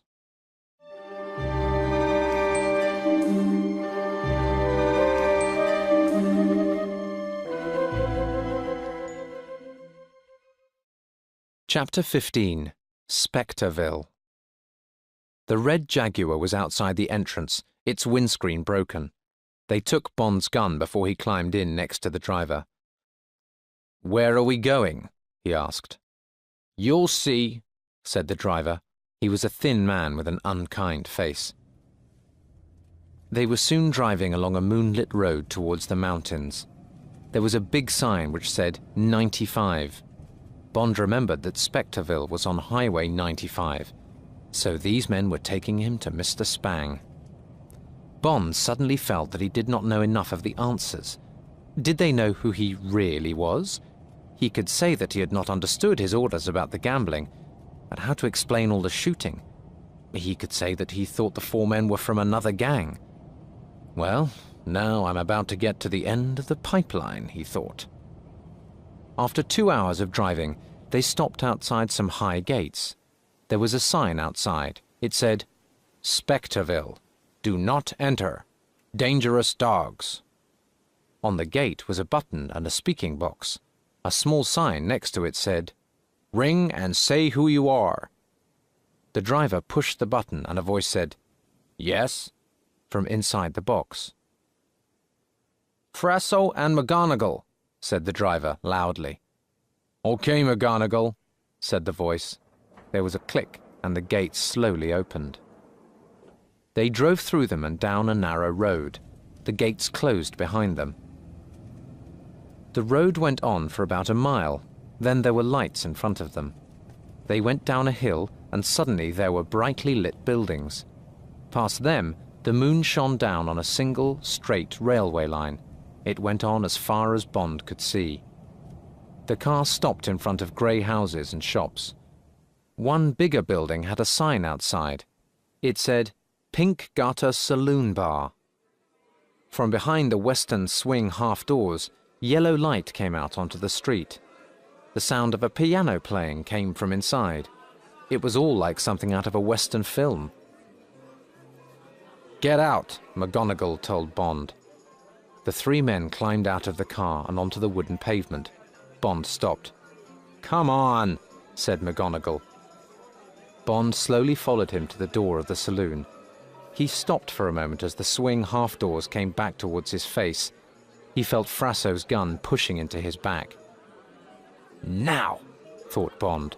He jumped through the doors and threw McGonagall round and into Frasso. The 2 men crashed back onto the pavement. McGonagall was up on his feet first, with a gun in his hand. Bond's hand came down on the gun and knocked it to the ground. Frasso fired 2 shots at Bond, but the secret agent dropped to the ground and picked up the gun at McGonagall's feet. He fired 2 quick shots at Frasso from the ground. Then McGonagall stepped on his hand and fell on top of him. Bond went down, but he saw and heard Frasso crash down onto the pavement outside. Then McGonagall's hands were on him. For several seconds the 2 men fought silently, like animals. Bond got up on one knee and pushed the other man off him. As he did this, McGonagall's knee came up and hit Bond's face. Bond fell back, but then stood up. McGonagall came towards him with his head down. Bond turned away quickly, but the gangster's head hit him in the chest, and 2 fists crashed into his body. The gangster's head came up, and Bond hit him hard in the face. McGonagall fell back, but Bond went after him. He reached for the gangster's foot and pulled it away from the floor. Then he turned and threw the man into the room. McGonagall's flying body crashed down on top of the piano. The piano fell to the floor, with McGonagall flat on the top of it. "Stop!" A girl's voice came across the room from the bar. Slowly, Bond turned round. There were 4 people standing with their backs to the bar. Mr. Spang stood in front of the other 3. He was dressed like a cowboy, with shiny black boots and 2 guns in holsters at his sides. Tiffany Case stood next to him. She wore a western dress of white and gold. She stood and watched Bond. Her eyes were shining and she looked nervous. Then there were the 2 men in black hoods, the 2 from the Acme Baths at Saratoga. Each of them pointed a gun at Bond. "Bring him this way," said Mr. Spang. He left the room. Tiffany Case gave Bond a warning look as she followed him. The 2 men came close to Bond. The big one said, "Move." Bond walked slowly after the girl and the 2 hooded men walked behind him. Bond pushed through a door behind the bar. He looked around and saw that he was now in a railway station waiting room. "Turn right," said one of them. Bond turned and went through a door. In front of him was probably the most beautiful steam train in the world. There were 3 metal, shining lights on the front of the big old engine. The name The Cannonball was painted along the side in black and gold. Behind the engine was a dark blue carriage. Bond looked at the train, but then he felt a gun in his back. Bond climbed up into the carriage. First, there was a small but beautiful dining room, then a narrow room with 3 doors at the sides. With the 2 men still behind him, Bond walked to the end and pushed open the door into a big room. It was a sitting room with bookshelves on each side and expensive curtains. A thick red carpet covered the floor. Mr. Spang stood at the far end of the room. In the middle sat Tiffany Case. She was nervously smoking a cigarette. Bond walked to a comfortable chair. He turned it towards Spang and Tiffany and sat down. He crossed one knee slowly over the other, then lit a cigarette. "Stay here, Wint," said Mr. Spang. "Kid, go and phone Detroit. Tell them to send more men." He turned towards Bond and his eyes shone angrily. "Now, who are you and what's happening?" Bond did not like Spang's question. "I'll need a drink if we're going to talk," said Bond. "Bourbon." "Get it, Wint," Mr. Spang said coldly. The big man walked out of the room. Minutes later, he came back and pushed a glass into Bond's hand. "Thanks, Wint," said Bond. He drank some of the bourbon, then put the glass down on the floor next to him. He looked up at Mr. Spang. "I did my job and got paid," said Bond. "It was my money, and I decided to gamble with it. Then a lot of your men came after me. If you wanted to talk to me, why didn't you just telephone me? When they started shooting, it was time for me to shoot back. So I did." Without taking his eyes off Bond, Mr. Spang slowly pulled a piece of paper from his shirt pocket. Bond knew that the piece of paper was bad news for him. Really bad news. "This is a message from a good friend in London. It says, 'Peter Franks is held by the police. Find out if the job is in any danger, then kill the new carrier and send a report.'" There was silence in the room. Mr. Spang looked hard at Bond.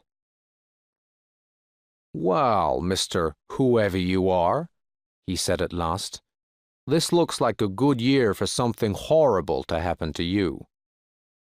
Bond tried to stay calm.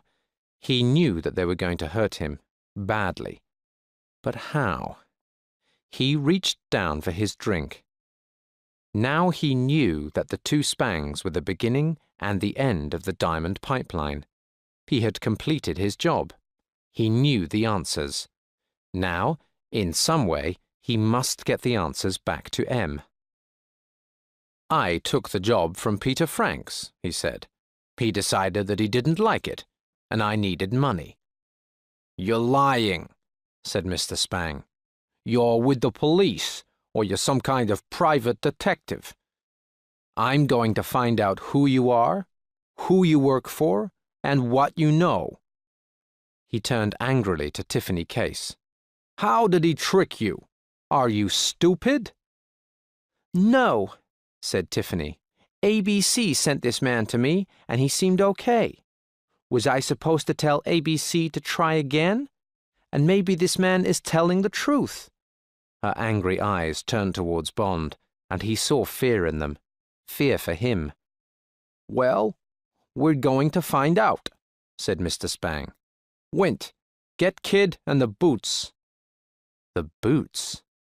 Bond sat silently. He had to be strong now. He must tell them nothing. He had to think of Ernie Cureo and Felix Leiter, and maybe Tiffany Case. He heard the 2 men come up behind him. "Take him out onto the station," said Mr. Spang. "Okay, boss," said Wint. The 2 hooded men sat down. They put football boots down on the thick carpet next to them. Then they started to take off their shoes.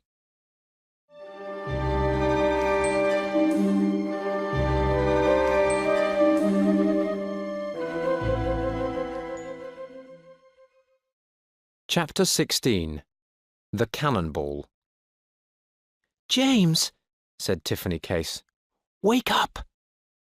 After some moments, Bond's blackened eyes opened with difficulty. He looked up at her from the wooden floor. She shook his blood-covered arm, afraid that he might fall asleep again. He seemed to understand, and slowly pulled himself up onto his hands and knees. "Can you walk?" she asked. "Wait," he said. He could feel his feet and hands. He could move his head from side to side. He could see the moonlight. He could hear her. It should be all right, he thought, but he just wanted to sleep. Or to die. Anything to stop the pain that was in him and all over him. Anything to kill the memory of those 4 boots kicking him. "We're in the waiting room," she whispered. "We must get to the end of the station." She opened the door, and Bond got up on his feet. With Tiffany's arm round him, he walked slowly out into the end of the station. And there was a railroad handcar. Bond looked at it. "Petrol?" he whispered. Tiffany pointed to some petrol cans by the station wall. "I've just filled it," she whispered back. "They use it to check the railway line. Get on it," she smiled. "Next stop, Rhyolite." "You're a great girl," whispered Bond. "But there'll be a lot of noise when we start that thing." He turned and looked at the buildings behind him. "I've got an idea. Have you got some matches or a cigarette lighter?" She took a lighter out of her pocket and gave it to him. "What's the idea?" she said. "We need to get moving." Bond went across to the cans of petrol and started opening them. He threw petrol over the wooden walls. When several cans were empty, he went back to her. "Start the handcar," he whispered. He picked up an old newspaper from next to the railway track. Tiffany started the handcar engine. Bond lit the newspaper with the lighter, then threw it towards the petrol cans. Boom! Flames shot into the sky. "James!" cried Tiffany. Bond got onto the handcar as it started to move away. Soon they were speeding along the track, and Bond felt the cool night air. "Are you okay?" asked Tiffany. "You look terrible." "Nothing's broken," said Bond. "I had to sit and listen to them kicking you," she said. "Spang stayed and listened and watched me. After they put ropes round you and threw you into the waiting room, everyone went to bed. I waited an hour before I came down to you." "You're going to be in trouble if they catch us," said Bond. "Don't worry about me," she said. "First, we have to get this thing to Rhyolite. Then, we'll have to find a car and get to California. I've got money. We need to get you to a doctor and buy you a new shirt. I've got your gun. I got it after Spang went to bed." She opened her shirt and took it from her belt. Bond took it from her and pushed it into the top of his trousers. His shirt was covered in blood. The miles went by. Every few minutes, Bond turned and looked behind them. They had been traveling nearly an hour when they heard a new sound. "It's the cannonball," said Tiffany. They looked back along the railway line. Was that a small light far away? "How far is it to Rhyolite?" asked Bond. "About 30 miles. "How fast can this thing go?" "About 30 miles an hour." After 15 minutes, Bond could see the lights on the front of the big engine. "Are we okay for petrol?" he asked. "Yes," she said. "I put in a whole can." Almost before she finished speaking, the little engine went put, put, put. "Oh, no," said Tiffany. And again, put, put, put. Then, put, put, hiss. And suddenly they were moving down the track in silence, the engine dead. Minutes later, the handcar stopped. "No more petrol," said Bond. He looked round. There was flat, open land for 2 miles on the left, and mountains half a mile away on the right. "Come on, Tiffany," he said. "We've got to go." He looked round and saw her running down the track in front of the handcar. After a moment, she turned and ran back. "There's a sideline in front," she said. "If you can move the points on the track, we can push this thing down the sideline. Then the train will miss us." Bond smiled. "I've got a better idea. Come on, start pushing." Once it started moving, the handcar moved down the track easily. They came to the points by the sideline, and Bond went on pushing until they were past them. "What are you doing?" asked Tiffany. Bond ran back to the points. "We're going to send the cannonball down the sideline. Help me move the points switch." They both pulled hard on the switch. The pain in Bond's arms was terrible, but slowly the old metal moved for the first time in 50 years. Then it was done, and Tiffany helped Bond back to the handcar. Suddenly, the night air was full of the noise of the great metal train as it rushed towards them. "Get down and don't move!" shouted Bond. He pushed Tiffany down behind the handcar. Then he went across to the side of the railway line and took out his gun. A bullet hit the ground next to him. Crack, crack, crack. Now he could hear the gun above the sound of the engine. And then the big engine flew into the sideline with a scream of metal. Bond saw Spang in the cab of the engine. He was almost falling out, holding the side of the cab with one hand and driving the engine with the other. Bond lifted his gun and fired 4 shots. He saw Spang's white face suddenly turn up to the sky. Then the great black and gold engine was past him and rushing towards the Spectre Mountains. Its lights cut through the darkness and a warning bell began to ring, but nothing could stop it now. Bond put the gun into his trousers as Tiffany Case ran across to him. They watched the engine go behind a large rock, and suddenly there was a terrible crash and a great burst of fire.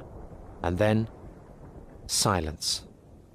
"And that's the end of one of the Spangs," thought Bond. "Let's get away from here," said Tiffany.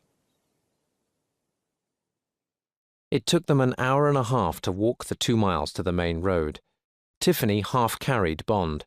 When they reached the road, he fell down, full of pain. The girl sat and held him against her. She cleaned his face with a corner of her shirt. An hour later, a low black car stopped next to them. A head came out of the driver's window. A friendly Texan voice said, "Felix Leiter, miss. What can I do for you on this beautiful morning?" "And when I got into town, I called my friend Ernie Cureo," said Leiter. "His wife told me that he was in hospital, so I went and saw Ernie, and he told me the whole story. So I drove through the night to Spectreville and saw that the place was on fire. The gates were open, so I went inside. The only person there was a man on his hands and knees trying to get away. He had a broken leg, and his name was Frasso. I made Frasso tell me everything. Then I left him for the fire department to find when they arrived. Next, I drove towards Rhyolite. I found a pretty girl in the middle of the road, and here we are. Now tell me your story." "So I'm not dreaming," thought Bond. "I am in the back of the Studebaker, and this is Tiffany's arm under my head. And that is Felix, and we are going down the road to a doctor, some food, a bath, a drink, and sleep." He lay still and listened to their voices. At the end of Tiffany's story, Leiter said, "We'll be in Los Angeles by lunchtime. Before that, we could stop at Olancha and get James to a doctor, but we must get you and James out of the country as soon as possible. Once the rest of the Spangled Mob finds you, they'll kill you. We need to get you on a plane to New York tonight and on your way to England tomorrow." "But who is this man Bond?" said Tiffany. "Is he a private detective?" "Ask him yourself," Bond heard Leiter say carefully. "Don't worry, he'll look after you." After that, Bond fell asleep. He woke up outside the house of Dr. Otis Fairplay in Olancha. The doctor cleaned Bond's cuts. Then he, Leiter, and Tiffany got some breakfast before they drove away again.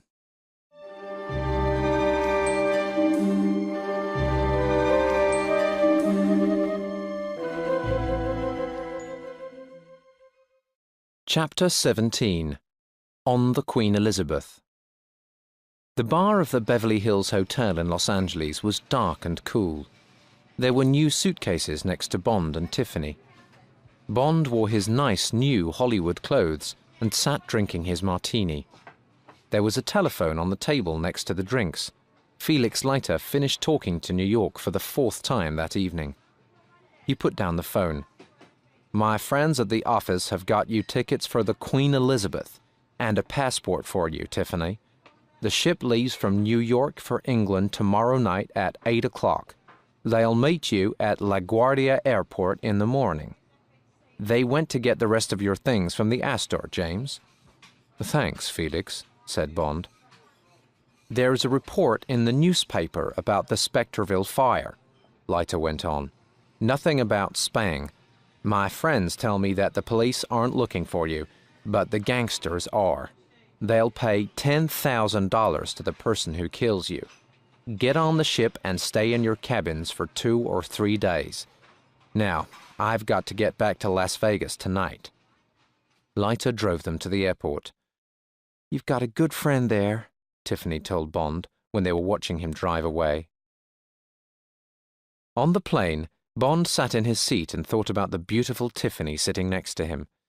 He knew that he was very near to being in love with her. But what about her? Would she ever be able to trust and perhaps love a man again? He thought too about the diamond smuggling pipeline. One part of it was finished, but Serafimo was only the end of the pipeline. Jack Spang and the mystery man ABC were the real bosses. Did Jack Spang and ABC know about his and Tiffany's escape? So now they had to find Jack Spang, and then ABC. The Secret Service could only find the man at the beginning of the pipeline in Africa through ABC.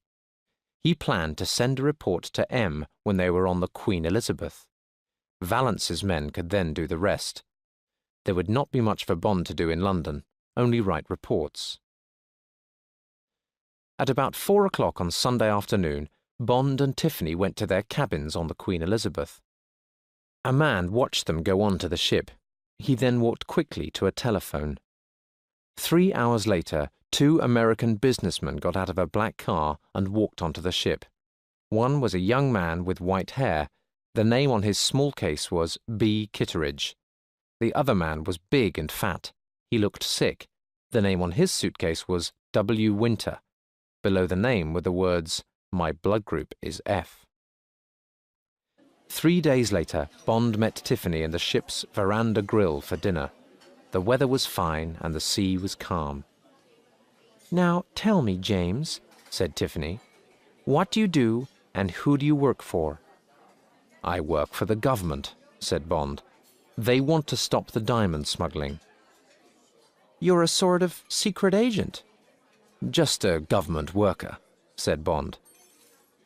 "Okay," said Tiffany. They were silent for some minutes. Then she suddenly put a hand on his hand. "Listen, you Bond person, I love being here with you." "And I love being with you, Tiffany," said Bond. He paused, then went on, "Felix told me a little about you, about the attack." "Oh," she said. "Did he?" She began to shake a little. "Don't think about it," said Bond. "This is today, here and now, not yesterday or a long time ago. Tell me about your work as a dealer at the casino." She became calmer, and they talked about blackjack. "Now tell me about you," she said. "What sort of a woman do you like?" "Somebody who can make good sauce béarnaise," said Bond, smiling. He looked closely at her. "And she's got to have gold hair and blue eyes, and she must know how to play cards. The usual things." She laughed. "And would you marry this person?" "I'm almost married already. To a man. His name's M." Later, Bond took her back to her cabin, then went to his cabin and had a shower. Soon after, there was a knock on the door. A waiter came in carrying a small tray. "What's that?" asked Bond. "It has just come up from the kitchen," said the man. He went out and closed the door. Bond looked at the tray. On it was a bottle of champagne, a plate with 4 small pieces of steak, and a small bowl of sauce. Next to this was a note. It said, "Miss T. Case made this sauce béarnaise without my help. The chef." Bond smiled and filled a glass with champagne. He put a lot of the sauce on a piece of steak. He ate it, then he went to the telephone. "Tiffany?" He heard a little laugh at the other end. Then he said, "Well, you can certainly make wonderful sauce béarnaise." He put the phone down carefully.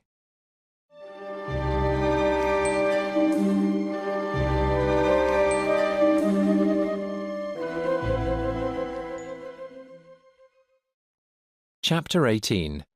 Dead Men Can't Speak. It was 11 o'clock the next evening. There were only a few people left in the veranda grill. It was quiet, with only the soft sound of the sea outside. Bond and Tiffany had finished their dinner. They were holding hands and looking silently into each other's eyes. After a time, they got up and walked to the smoking room. They found a small table in a corner and ordered coffee. Bond suddenly saw that two men were looking at him. They were sitting at a table across the room, and they looked away quickly. One man had white hair, and the other was big and fat. Bond looked carefully at the fat man. Had he seen this man before? He turned back to Tiffany. "Those two men across the room seem interested in us," he said. She looked past his shoulder. "They're not looking at us now. The fat man's sucking his thumb. The white-haired man just looks stupid." "Sucking his thumb," said Bond. He was trying to remember something. "Forget it, James," said Tiffany. "Let's go." They finished their coffee and went down the stairs to the deck below. Bond put his arm round her, and Tiffany put her head on his shoulder. They walked in silence until they were inside Bond's cabin. Then Bond put his arms around her and said softly, "My darling." Bond woke up to the sound of the telephone. The last thing he remembered was the door closing after Tiffany had left sometime during the night. The telephone bell rang again. Bond picked the telephone up. A voice said, "There is a message for you, sir. Shall I send it down to you?" "Yes, thanks," said Bond. He looked at his watch. 3 o'clock in the morning. He climbed out of bed and went into the shower. Afterwards he pulled on a shirt and trousers. There was a knock on the door. Bond opened it and took the message from the man outside. It was from the Chief of Staff in London. It said, "Secret check of Say's office found message to ABC from QE, signed by Winter. Winter knows that you are on Queen Elizabeth. Reply addressed to Winter orders him to kill Tiffany Case. We believe Say is ABC. Say flew to Paris yesterday and is now reported to be in Dakar. We think that man at Sierra Leone is beginning of pipeline. He is being watched. You will fly to Sierra Leone tomorrow night." Bond sat quite still in his chair. So somebody from the Spangled Gang was on the ship. Who? Where? He quickly picked up the telephone and phoned Tiffany. He heard it ring once, twice, 3 times. Bond dropped the phone and ran to her cabin. It was empty. Bond tried to think. Would the man question her before he killed her? Would he try to find out what she knew about Bond? Would he take her to his cabin? But which cabin? Bond ran to his cabin and found the passenger list. Winter! Cabin A49. Suddenly he remembered everything. Winter! Wint and Kidd, the 2 men in hoods, the 2 men on the plane from London. Bond got his gun and pushed it into the top of his trousers. A49 was below his cabin. That helps, he thought. He opened one of the 2 round windows in his cabin and looked down. How far down was A49? More than 2 meters. The sea was calm and there was no wind. It's a hot night, Bond thought. Will one of their windows be open? He took the sheets from his bed and began to tie them together. He tied one end of the rope round part of the window. Then he threw the tied sheets down the side of the ship. Don't look up and don't look down, he told himself. Don't even think about it. His mouth was dry and he could feel his heart beating fast. Some minutes later, he felt the metal window of A49 beneath his feet. It was open. His foot told him that the curtains inside the window were closed. He climbed on down. There were voices inside the room.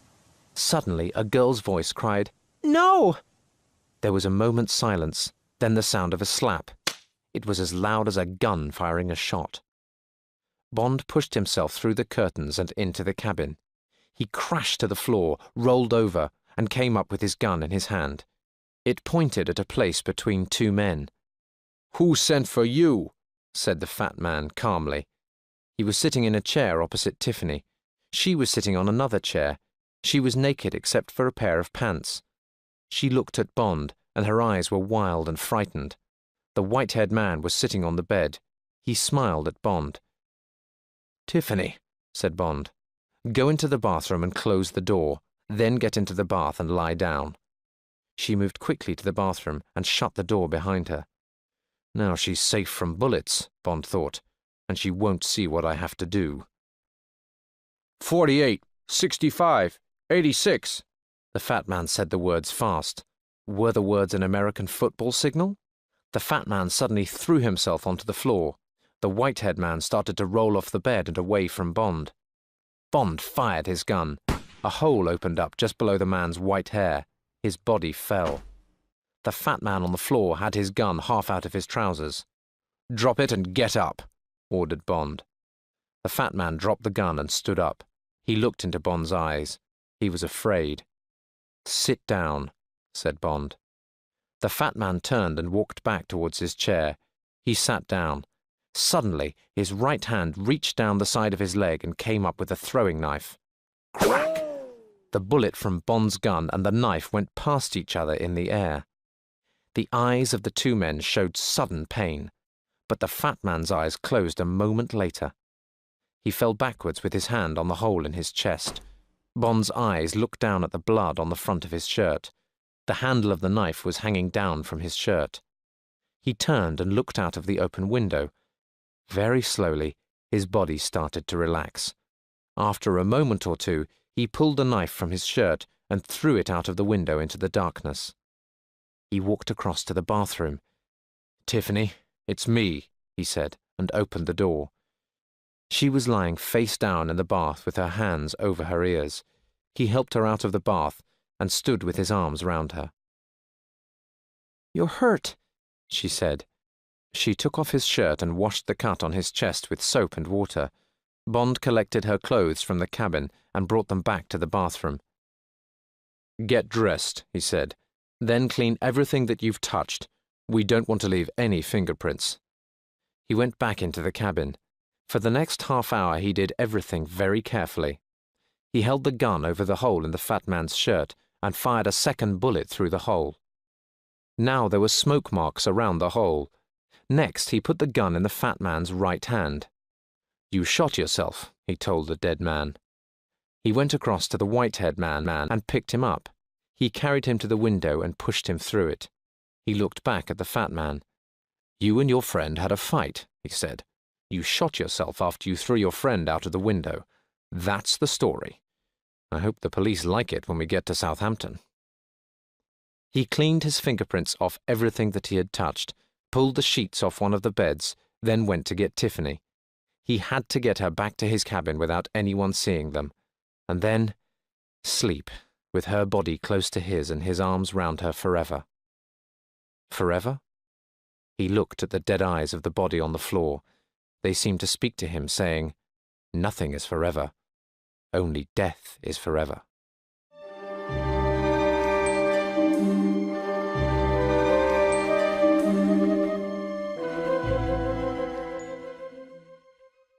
Chapter 19.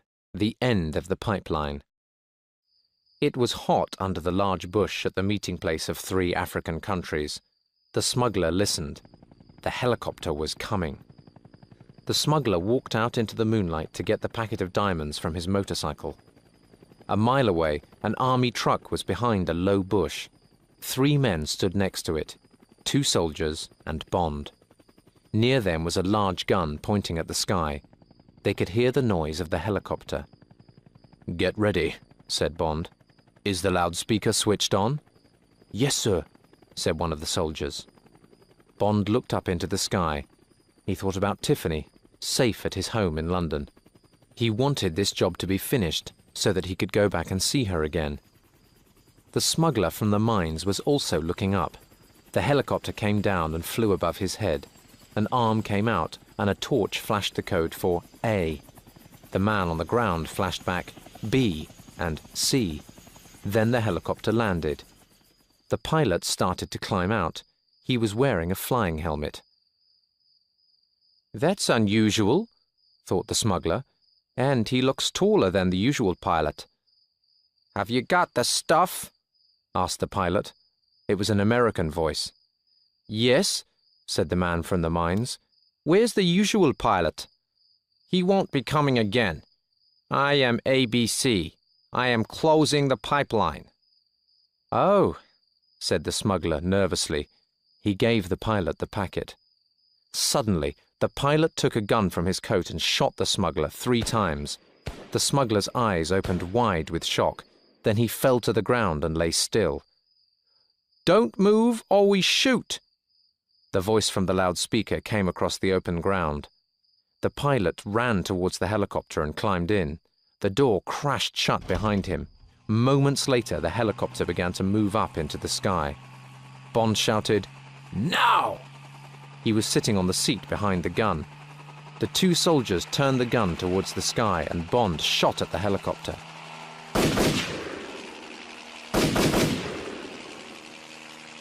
Red fire filled the sky, and then there was a much louder bang! The helicopter began to come down crazily to the ground. Inside it, Jack Spang, who was also Rufus B. Say of the House of Diamonds, and also the big boss, ABC, came down with it. Before the sound of the crash died, flames shot up into the sky. Bond lit a cigarette and sat watching the orange flames from the helicopter. "That's the end of the diamond pipeline," he said softly. "The end of the Spangled Mob. But not the end of the diamonds that are in the center of the fire. Diamonds don't die. Diamonds are forever." And Bond suddenly remembered the eyes of the dead Wint. They had been wrong. Death is forever, but so are diamonds. He jumped down from the truck and started to walk towards the fire. All these thoughts about death and diamonds were too serious. For Bond, it was just the end of another adventure. He thought about the beautiful woman waiting for him in London, and he smiled.